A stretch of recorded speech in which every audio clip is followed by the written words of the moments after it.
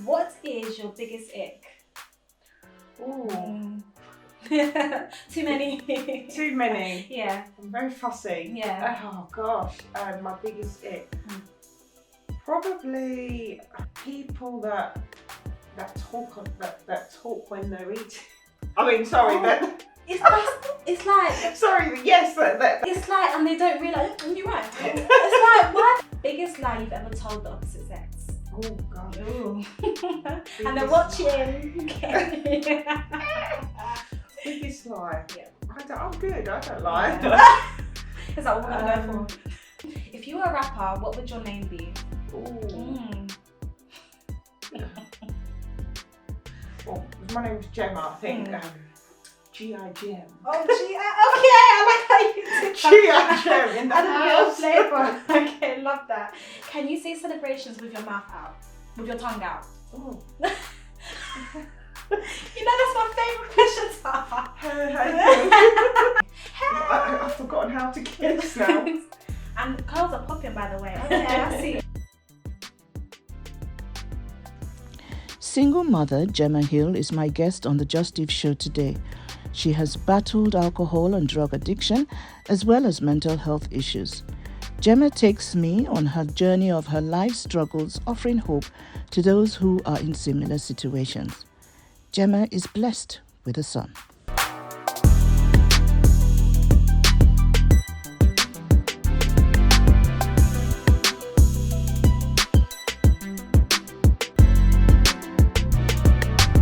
The Justeve Show, inspiring lives. Hello and welcome to the Justeve show. It's that time again where we talk to an inspirational personality who has been through a lot in life and is taking us through a journey today.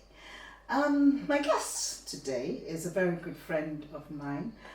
She doesn't know this, but I love her so much because she opens herself up as a very real person, and she's going to be telling us her life stories, what has inspired her, the strength she has had, and all of that. Gemma, welcome to the Justeve show. Hi. Good. You look very nice, by the way. Thank you. I love your makeup. You look nice. Okay, so I'm not sure if you've seen the show before, but what we do on this show is we go back to the beginning. So, what were your growing up years like? Where were you born? What, your family and all of that. Would you like to tell us that? So I am a middle child. I have one older sister and one younger brother. I was born and raised in southeast London. My dad, he's Scottish, but he moved down to London. He met my mum. My mum's London, a Londoner, shall I say. So we grew up in southeast London. Growing up, it was quite a traumatic childhood, I would say.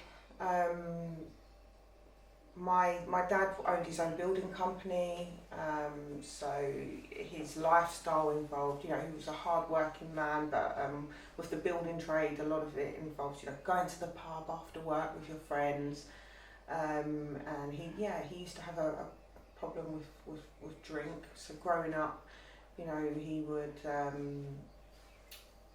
I regularly witnessed domestic violence towards my mum. But I suppose from the outside world, people thought that we were the children from down our street that had money because we had the biggest house and we had the latest toys and the clothes. So it looked a picture of perfection to the outside world, but what was going on in the house was something totally different. And I didn't realise the extent of the damage of that dysfunctional childhood and how it would then take such a toll on me later on in life. But it was just on incidents we'd witnessed these things, but we was fortunate to go on, 2 holidays a year, and my mum did what she could for us. She always took care of our physical needs were met, to a high standard, but it was just our emotional needs were completely neglected because they themselves were just a product of brokenness from their parents. So childhood, it's difficult because it's like bittersweet. I try to have memories of the good times, but a lot of the bad stuff, it tends to take centre place in my mind a lot. When you were that age and you saw those things happening, as a child, what were the thoughts that were going through your head at the time? Yeah. See, at the time, I always knew, out of my brother and sister, and they would vouch for it, I was always the more stronger-willed one out of the three, because, for example, if my dad came home from the pub, he was drunk, and he would, maybe we'd been fighting during the day, because we was quite, me and my brother and sister, we fought a lot. We weren't like, your quiet kids that would just be well behaved. So my dad would get a call when he was at work, and he'd be stressed out, but then he'd go to the pub, and then he'd remember, and then he'd come home drunk, and he might shout at us or smack us. But we've long forgotten about the argument, and they were the type that would just go to their room, keep their heads down, keep quiet. But I knew from a young age, I always felt like there was injustices going on, and so I was the mouthy one. I would always try to challenge my mum or my dad. I just knew that the way we would live in, or the way I felt very emotionally disconnected. I wasn't allowed to express my emotions because my mum saw emotions as weakness. So I just knew inside that something was wrong, but I couldn't really put my finger on it at the time. So when I was growing up, I just really felt like very uncomfortable, like in my own skin. I really felt like an alien, like a fish out of water. Why was that? And I think looking back now is because, children need to have their parents model back to them, emotions, letting them know that they are seen, they're heard, they feel safe. And because that never happened, and my emotions were chronically invalidated, my sense of identity wasn't forming correctly, so I felt very uncomfortable. I remember as far back as a child just feeling really uncomfortable in my own skin. Insecure? Very insecure, yeah, really insecure. I used to, looking back, I used to do some strange things. Like I remember once I used to eat my dinner and just stare at myself in the mirror. Eating your dinner? And they used to laugh at me, go, she's so vain, look at her. But it was because I was thinking, who am I? Like, I honestly didn't feel, I just felt so, like there was something very wrong with me. Out of place. Okay. Very out of place. But I remember that was just one incident, feeling so misunderstood in this family. Okay, so going on from there, I know it was very difficult to live in that environment at the time. Mm-hmm. But like you said, you struggled and were able to begin to move up. Yeah. Right. So was it also a struggle with moving up with your insecurities? Because I know that you studied accountancy, you went on to become a chartered accountant, and so how did that work for you? What was the struggle like? Yeah. So growing up, when my mum and dad eventually split up after one or too many domestic fights. So I went from a really controlled environment, because my dad's an old school Scotsman. He was 15 years older than my mum, so so I went from quite a controlled environment to them breaking up and my dad going back to Scotland, and then it was like, I think from around 19, I was literally like, that's it, you're gonna have to fend for yourself. And I think that then propelled me to either sink or swim. And like my siblings, they kind of just gave up at the first hurdle. They fell into addiction straight away, drug and alcohol addiction, as a product, I believe, of that environment. Whereas me, I had this insatiable drive that I need to make it for myself, because I didn't feel that I had that family security to fall back on. So that, I had this insatiable drive for success, but I didn't know it was because of lack of identity. It was like, if I can just be successful, I can fend for myself, I can provide for myself, I will never be in a situation again where, I have to live under the mercy of anybody. And so, so academically, I was just on the road to success. I met someone, a guy who was probably my first serious boyfriend, and we were together for about 5 years. He was a little bit older, and he was studying accountancy, and I didn't even know what I was good at, because my parents didn't put that into me, so I was still figuring out like, what am I even good at? So I just thought, well, I'll do that, accountancy.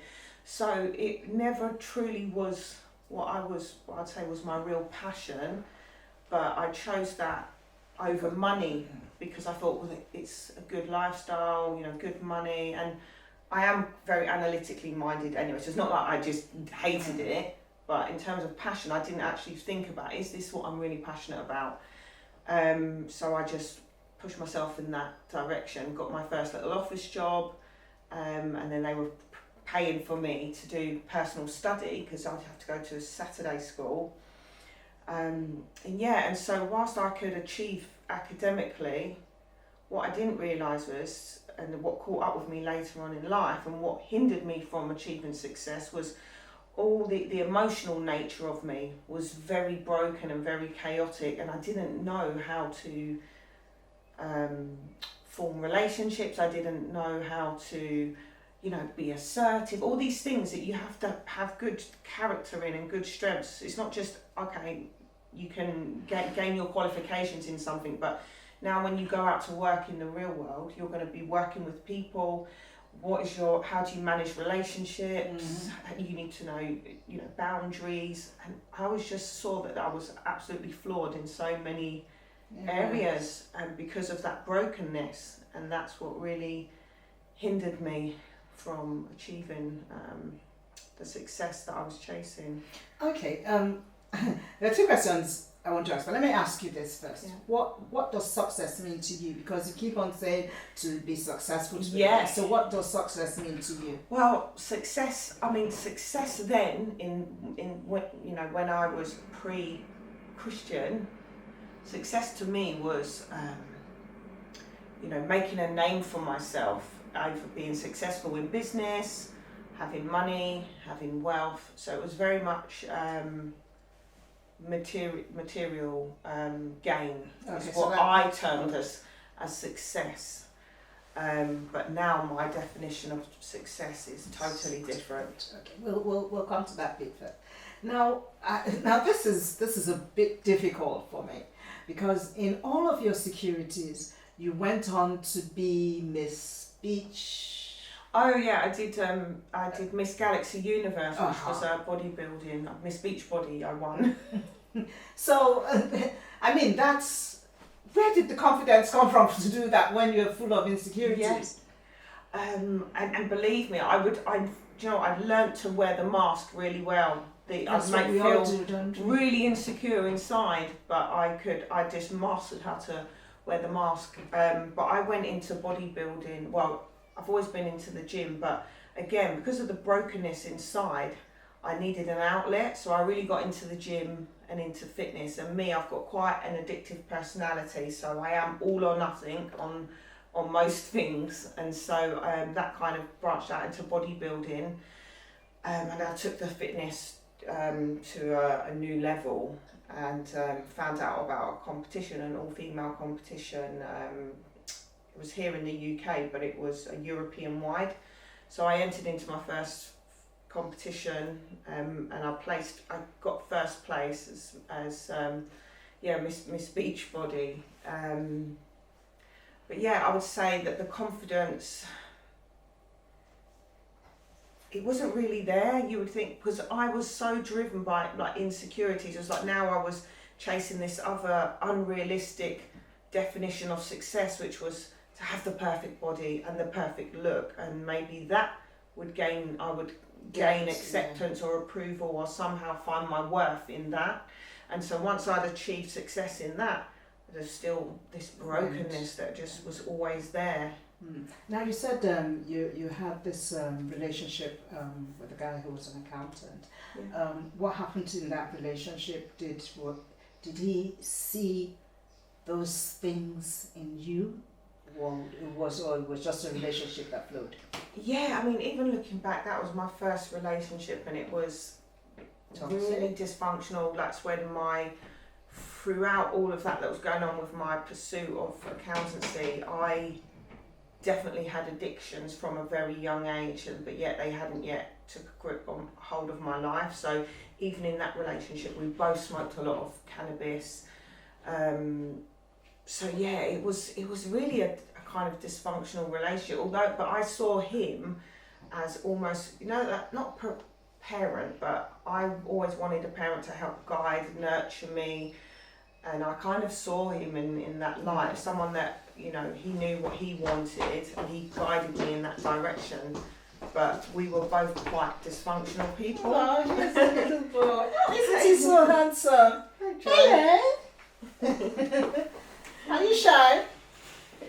He can't hear properly. He's watching. What are you watching? Show me.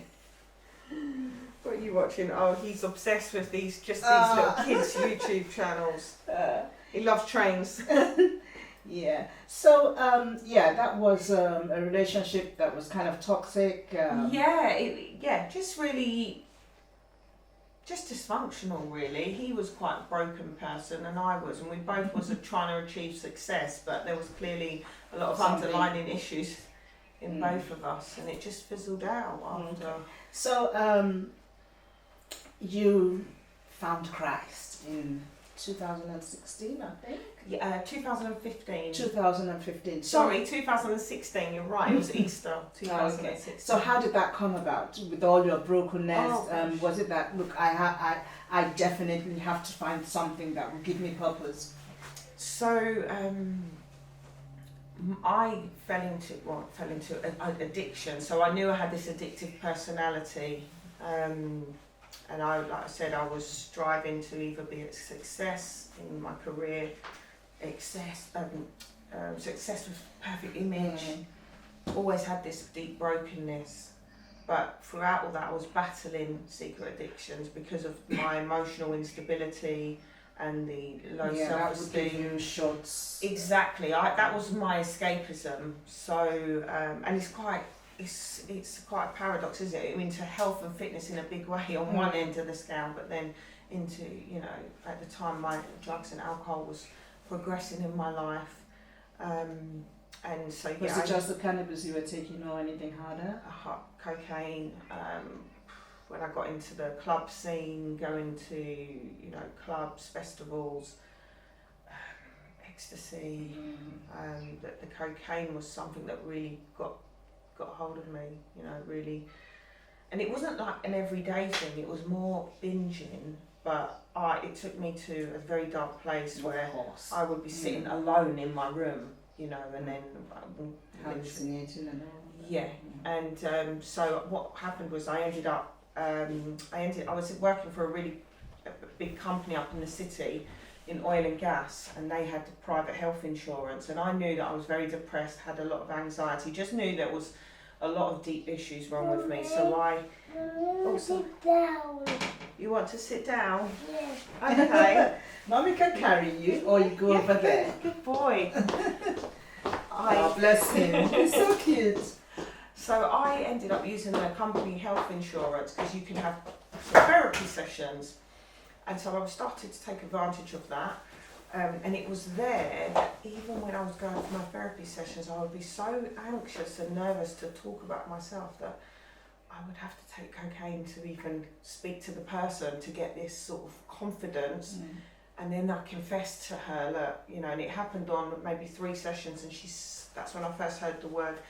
She said, look, I think you are an addict. And I was like mortified, I was just like, no, this definitely not, But once I understood what that meant and what that meant in terms of a personality type, so it was from there that she referred me to go to this 12-step program, and it's a worldwide program.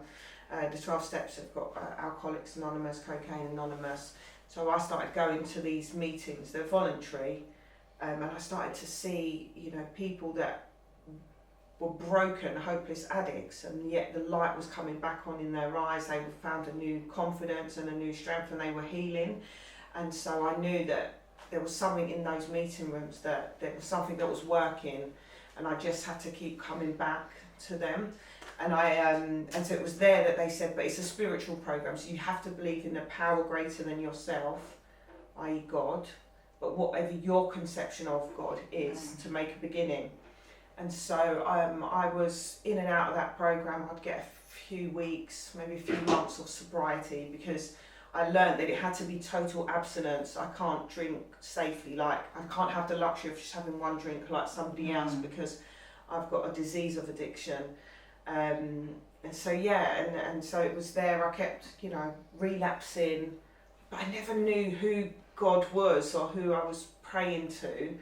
And then as I got more and more unwell mentally. And one day a lady in one of the meetings gave me a leaflet. It was an introduction to Alpha, which is Christianity. And I remember one particular night I'd had a really bad binge. I was feeling really suicidal, really in a bad way. And I remember getting that leaflet out my bag, and there was a prayer on the back, and it told me the salvation prayer. And so this one particular night, I specifically cried out to Jesus. And I'd never, before I just used to pray to God, whoever you are. But I specifically cried out to the name of Jesus. And I had a profound, radical encounter with the Holy Spirit. I didn't know what that was at the time. I actually felt a tangible presence of love engulf me in my bedroom. And my journey with Christ began. Okay, I'm going to interrupt you there because we have to take a break. We're going to take a break now. We'll come back shortly and we'll continue with this.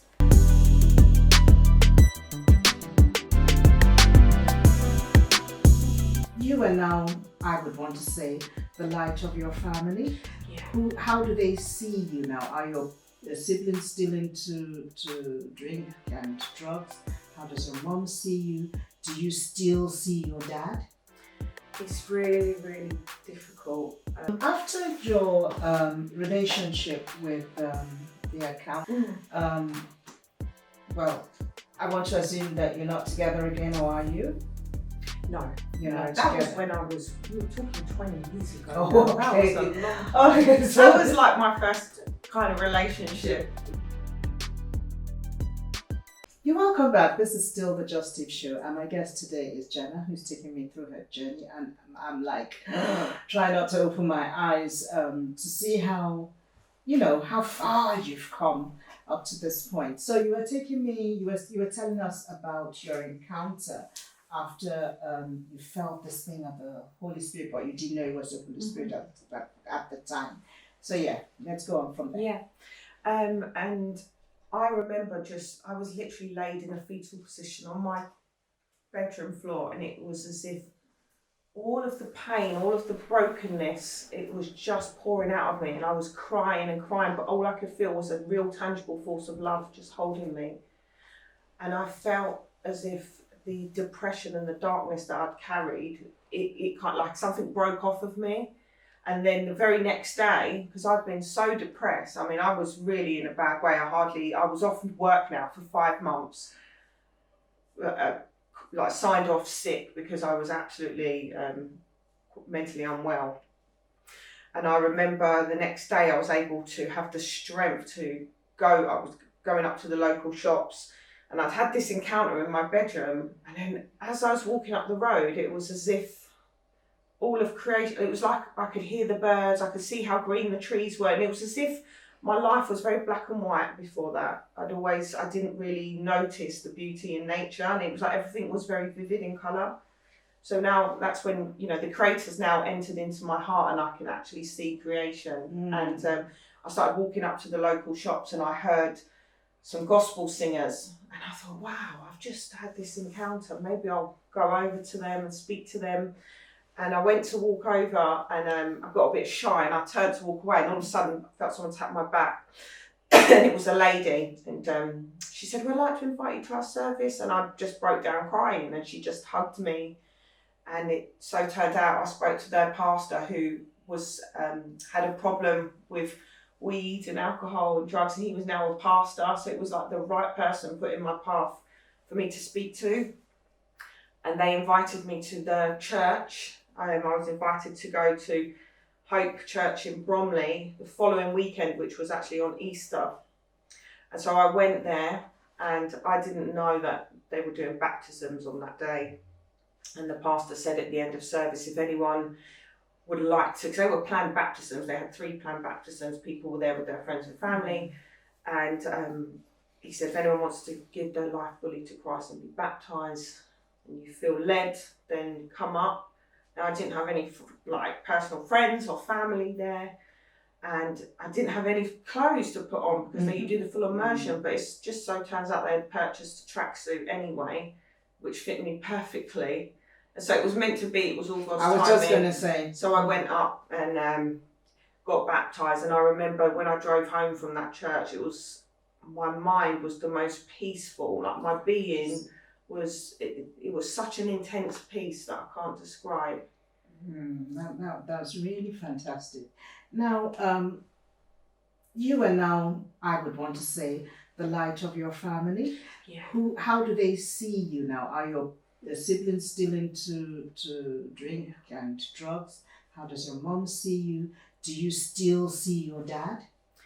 It's really, really difficult. And this is where I still, I have to have such strong faith that God will do it, and I have to stand on that, even though sometimes the thoughts want to come in of like, why has God not moved in the family yet? But he has, but it's just not in the way that I envision it or in my timing. But my brother and sister very much still in addiction, and it's very serious. It's just a testament that how they're still alive, the level of addiction, drug addiction that they've been in for years, that in itself is a testament of God's power at work. My brother's, he's been in and out of jails for the last 10 years because of addiction. He's in prison at the moment. He gets out, I think, next month. My sister, I don't see her much. My mum lives opposite me, but it's really tough because I'm in intensive psychotherapy. I've been on this long road of recovery, and the more well that I'm getting, I can actually look upon her as someone who's very spiritually sick, and for the years of trauma that she's been through and has never addressed it, she's just pushed it down and thought, I'm fine, and not taking any accountability. So she doesn't want to see anybody, or she doesn't want to talk to anybody? No, she actually thinks that it's everyone else and not her. There's such a denial and a delusion there. And it's really hard because my relationship with her, I'm a very emotionally sensitive. He's back again. I'm a very emotionally sensitive person, and my mum is very closed off. She sees emotions as weakness. But what I've learned is expressing your emotions and connecting with someone on an emotional level is what fundamentally makes you who you are. That's how you form deep connections. So I've always felt that with my mum, it's still a very superficial level of a relationship because I can't really be my authentic self around her. And that's something that, I'm in trauma recovery for, and I find it really difficult. But her relationship with my son is amazing, and I see everything that I didn't really get. I never recall her kissing me or hugging me. She couldn't give any physical affection, but she does to my son. And there's times when I get jealous, not because I love her relationship with my son, but I think, why do you struggle to give that to me? Maybe it's because she's also feeling guilty that she wasn't able to give you that. Yes, and I think someone else said to me, when she sees how affectionate I am with my son, as sad as it is, I think she's having to learn through her own child of how healthy love should be. It wasn't really, from what you've told us, it wasn't too much. It wasn't really much of her fault. So do you talk to her about getting help? Like you got help. I know it's still a long journey for you, but at least for her to probably be a stepping stone. Does she see you as you are now, apart from your son, and say, oh wow, after everything, this is what she's like. She's not like my other kids. It's really difficult because my mum definitely can see that. But then she's a very, very stubborn person, and it still can be quite toxic. And I have to sometimes, as I feel like God has been speaking to me more about the situation, is I keep going back to her expecting a different outcome, and she's not in a place where she's able to give me that like consistent view of even showing that she's proud of how far I've come. Because one minute she will be seem like she's being open and receptive, the next she will literally be ridiculing me for my walk with God and saying that I've become so obsessed with that she's lost me.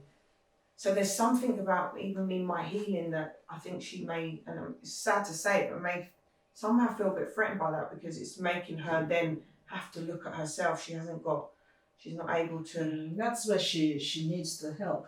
But I'm so proud of you that you've really come this path. That I know could not be an easy feat at all. After your relationship with the accountant, well, I want to assume that you're not together again, or are you? No, You're not that together. was when we were talking 20 years ago. Oh, now. okay. That was a long time. Okay, so That was like my first kind of relationship. Yeah, okay, so Yeah. you've had other relationships Yeah. after that. Did they get better off of the hand of that one? Your son's dad? Disaster. The relationships I had about 2 more serious relationships after that one. And what's so funny is everything I saw my mum go through with my dad, it made me strong and resilient to say I would never allow a man to do that. I would never allow that. But there's the familiarity of growing up in that environment. I was subconsciously attracting just emotionally unavailable guys, or guys that really replicated my dad, and yet I couldn't see it, or I didn't know it at the time. And so I went through, it was more compounded trauma, because not only was I running from my childhood or trying to face that, I was running straight into trauma again. And and so now where I'm at in my life, since my son, I'm a single parent. His dad is not involved at all, unfortunately. That means we're together. He's not involved at all. I don't see him. He's not. I've had to make that decision as well.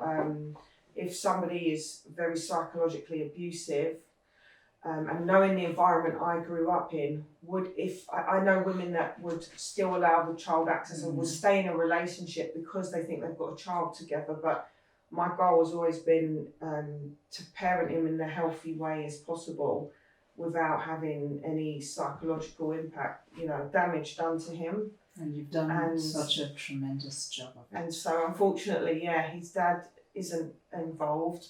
It's not to say that I would rule it out, in the future, but it is what it is. But, I've gone through a lot of processing, a lot of pain to get to acceptance of the situation through God and God's love. And now I've decided, after that last relationship, I said, I'm definitely staying single and celibate, because I really wanted God to do some deep work on me without, and I haven't been in a position to even look. I've not been on any dates. It's been 3 years now, and I've never felt so free, because to me, romantic relationships wasn't, it was also hard work. They were hard work, and now I feel like a peace, but I feel like I'm at a stage, I don't want to go too far the other way, where I'm like, I don't ever want to trust. I can meet somebody. And that guy will come. He will come without you even have to struggle to look for him and all of that. Yes. I'm so proud of you, Gemma, Thank for you. all that you've done and all that you've been through, and how God has, I would always say, don't worry, God's got your back. But we as human beings, we don't see it. We look at things from the human aspect. Like for my son, a lot of the time I would say it's probably a good thing he wasn't in his son's life, because my son wouldn't have turned out how he is today. So I'm just trying to say that sometimes things are a blessing. Absolutely. That we don't see until Yes. further down the line. Sadly, we will have to go. I'd love to go on, No, but that's time is never our friend. Thank But just you. before you go, I'd like you to look into this camera and say something that will inspire our viewers. Yeah, I just want to say that no matter the background that you've come from, no matter the traumas that you've faced or the limitations that you feel within yourself, I want you to know that there is a loving, merciful God, Jesus Christ, and He is the King of Kings, and He is an expert at taking a broken vase and just making beauty out of it again. He is the potter and we're the clay. And so I just want to say, hold on. Don't count yourself out. God loves you and He is for you, and your life can be transformed beyond recognition if you just let Him in. Thank you. Thank you so much, Gemma. Thank you for coming on the show. And little Joseph, thank you for being on the show. Well, that's our show for today. I've had a nice time chatting with Gemma. We're going to do this again sometime soon. Until then, I remain Evelyn Obahor. Goodbye and God bless. Gemma now follows God's will for her life and now pursues a new career path in the field of mental health. She uses her personal experiences to help provide hope, strength, and coverage to others, showing that recovery is possible.